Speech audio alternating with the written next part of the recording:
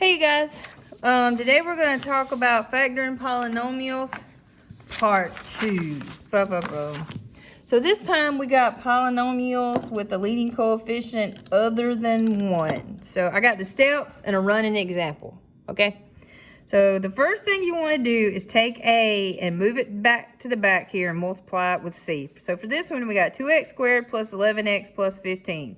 So we sneak the 2 to the back, and 2 times 15 is 30. All right, then we want to find factors of A times C. In this situation, that's 30. That add or subtract to give you B. So we want so when we move that, we would get x squared plus 11x plus 30. We want factors of 30 that add to give you 11. That would be 5 and 6, right? 5 times 6 is 30, and 5 plus 6 is 11. Then you're going to create two binomials using the numbers from step 2. AX plus 1, AX plus the other. So in this situation, so the A comes back, see?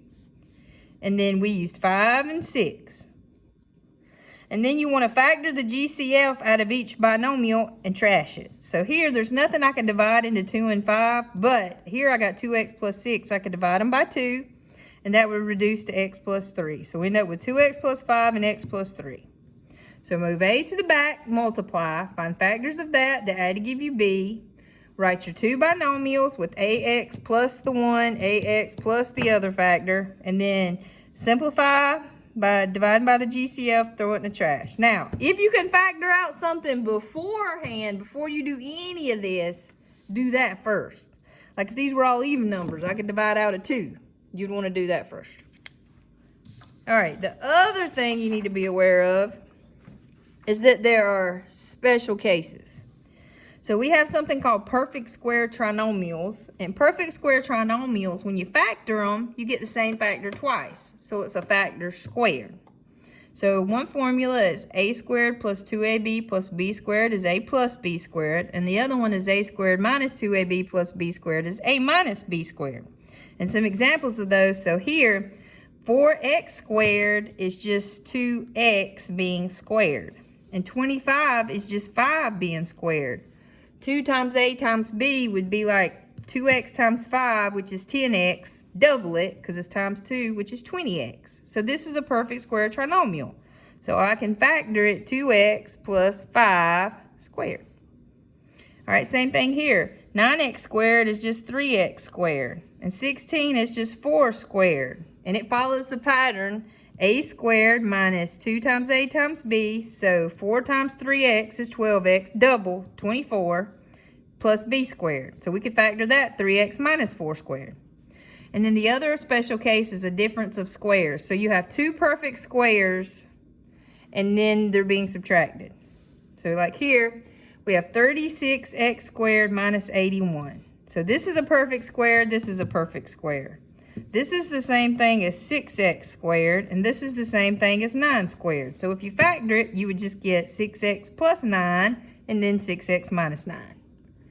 These, you can still do the regular factoring way, and when you get done, you'll be like, oh, look, it was a perfect square trinomial. But for this one, you pretty much got to know it, okay? So burn that in your brains. Is it in there yet? Okay, just making sure. Let's do some examples. So look at the first one. What do you notice right off the bat? What can I do? I can divide them all by 5, right? So if I factor out a 5, boom, boom, boom. That'll leave me with 6x squared minus x. If you want to put that 1 there because it helps you think, go ahead. Minus 2. So now I need to factor this. So I'm going to come over here to the side. 6x squared minus 1x minus 2. You can't have this up here, so I'm going to kick it to the back. Get out of here. And then 2 times 6 would be 12. Draw your little parentheses.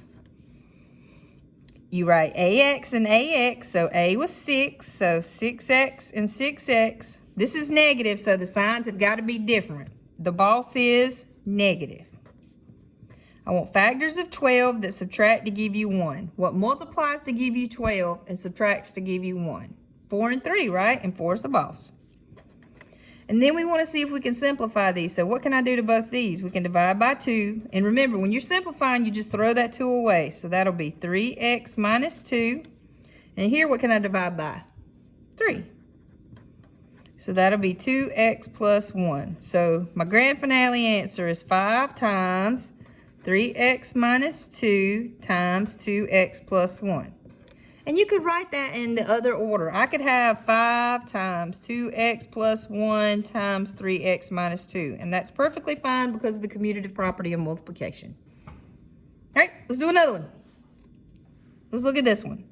X squared plus 14x plus 49. So I'm going to draw my parentheses. There's no a, so this is like the old school. I'm ready to go. X is positive, so the signs are the same. Go over here. What are they both going to be? They're both going to be pluses.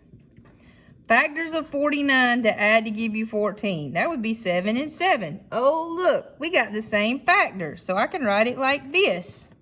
See, there's 2 of them. So that means that this was a perfect square trinomial. Just for fun. We factored it. That's what matters, but just for knowledge. All right, let's do another one. 4t squared minus 27t plus 18. All right, so the first thing we're going to do is kick the 4 out. Get out of here. So we'll get t squared minus 27t plus 4 times 18 is 72. Draw my parentheses. Don't forget to bring back the 4. You want the signs are the same because it's positive. What are they? They are both negative. I want factors of 72 to add to give me 27. What multiplies to give me 72 and adds to give me 27? That would be 24 times 3. And then we just simplify. Anything I can divide into those? 4. So that'll be t minus 6. Anything I can divide into this one? Nah. So 4t minus 3. Boom shakalaka. All right, let's look at another one. Before I get started, what can I do to this one? We can divide by 4. So I'm going to factor out a 4. 4, 4, 4. That'll cancel, so we get x squared plus 16 divided by 4 is 4. 16 divided by 4 is 4. You know what this is? Not yet. Let's just keep going. All right, draw my parentheses. X and an X. This is positive, so the signs are the same. What are they? They are both pluses.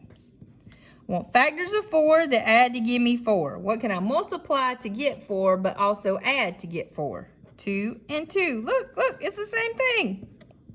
So that would be 4 times x plus 2 squared. So that means that x squared plus 4x plus 4 was a perfect square trinomial. But this is the answer. I factored. Let's do another one. All right, look at number 5. It's looking sus, right? Because there's only 2 things. So when there's 2 things, it's either difference of squares or I can just factor out a GCF. So look, is this a perfect square? Yeah, it is. Is this a perfect square? Yes, it is. So this is a difference of squares.